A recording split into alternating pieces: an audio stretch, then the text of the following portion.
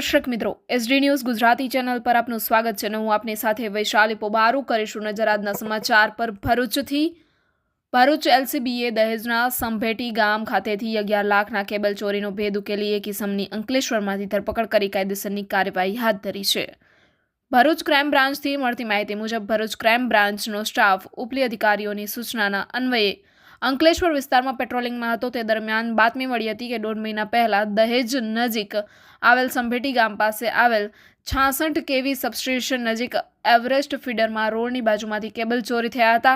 જે કેબલનો જથ્થો નોબલ માર્કેટમાં સાઇન પાર્ક ખાતે રહેતો અગાઉ ચોરીમાં પકડાયેલ અમન સિદ્દીક અને તેના મિત્રો સંડોવાયેલા છે। હાલમાં નેશનલ હાઈવે આવેલ અમર તૃપ્તિ હોટલ પર ઊભો છે। બાતમીના આધારે પોલીસે સ્થળ તપાસ કરતા સ્થળ પર પહોંચી બાતમીવાળા ઇસમને પકડી તેની પૂછપરછ કરતા તે ભાંગી પડ્યો હતો।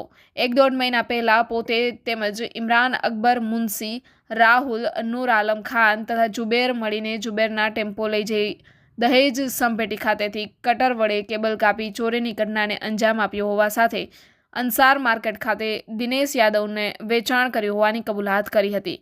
પોલીસે સાઇન પાર્ક સોસાયટીમાં રહેતો અમન ઇકબાલ સિદ્દીકીને ઝડપી પાડ્યો હતો, જ્યારે અન્ય 5 ઇસમને વોન્ટેડ જાહેર કરી વધુ તપાસ હાથ ધરી છે। Reporter Jayesh Prajapati, SD news Gujarati, Bharuch.